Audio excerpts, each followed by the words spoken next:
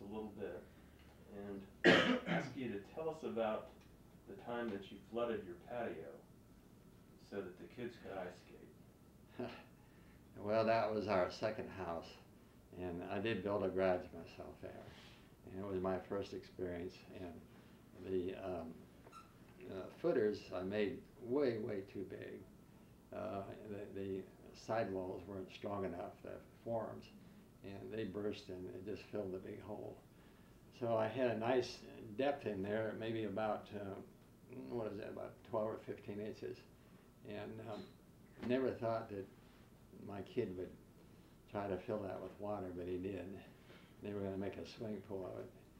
And when I got home and seen they had that garage flooded, I'm not sure how they fixed the front, so they blocked it off. They did something so they kept water in there. And I was so upset and mad, I'm not sure what I did. He might have to tell you what I did. I probably paddled his butt. We can get your side of that after. All right. Is there anything else you want? Oh yeah. I want you to just really briefly just state your name and give us all the really pertinent information to your life. Like, my name is, and I was in the military, and then I was a florist owner. Just basically, yeah, in a nutshell, say hello, my name is. Okay, hello, my name is Charles J. Davis, and I'm named after my mother's brother, who I never met. Something happened to him long before I was born.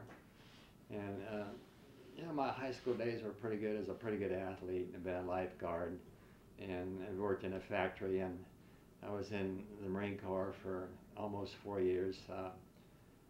Had always pretty much been a leader there, like a section leader and platoon leader, and ended up in dive bombers in combat.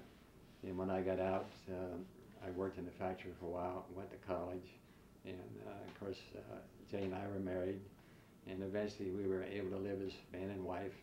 It took about 5 years, I think, for that to happen because of her commitments and her training and me being gone all that time. Then I got into the flower business and traveled for them quite a bit. Pretty much was a promoter, I guess you'd call me. I worked pretty good with a crowd, but I'm not very good with a small group.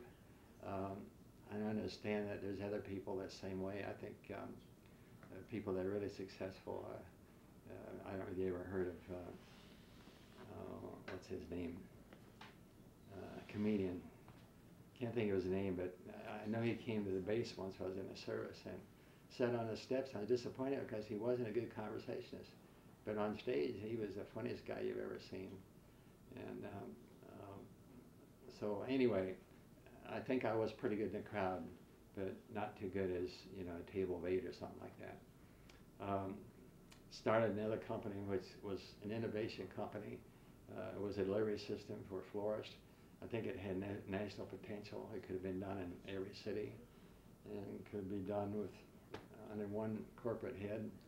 Either I was a good salesman or Florists weren't ready for it. I just never got any further than one city, which has been very successful. Still could happen. It might happen. And pretty much that's it.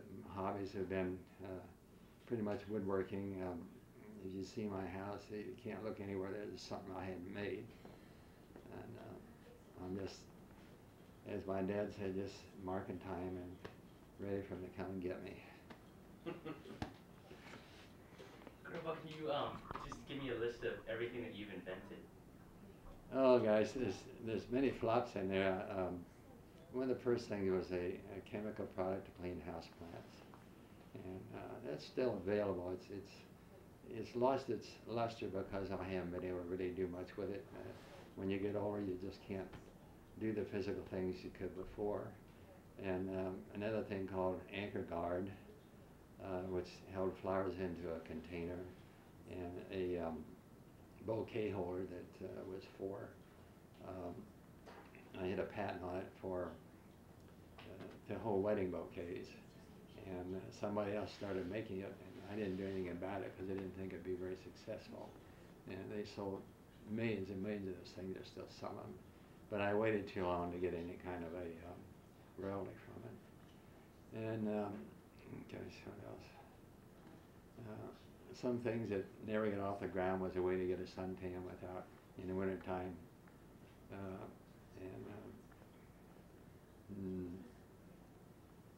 I guess you don't remember your flops too much. You try to forget those. But that's pretty much it. Well, then the water pack was another thing that you could put flowers in a box, and the water pack held enough moisture to keep the rose alive, but not so much it would leak out of the box. And before that, there was a problem because you get a box of flowers, and if you didn't get a home water person, they were gone. But with water pack, they were good for maybe 36 hours. I'd had to go back and write some of those things down that I just can't recall them offhand. But there were many flops. Another thing that was a flop I thought was going to be good was all these things are simple, but was to hold balloons in arrangement of flowers. Florists often use balloons, and they don't attach them very well, and before it gets to its destination, the balloons are gone. And the people don't even know there was balloons in there, but this little thing, it couldn't get out. It held it in there, and couldn't sell that. It was either too expensive or they just weren't that particular. But we used it in our shop many, many, many times. You never know about a product if you might think it's good, and some things you like that bouquet holder. I thought, that won't be anything. It turned out to be really good.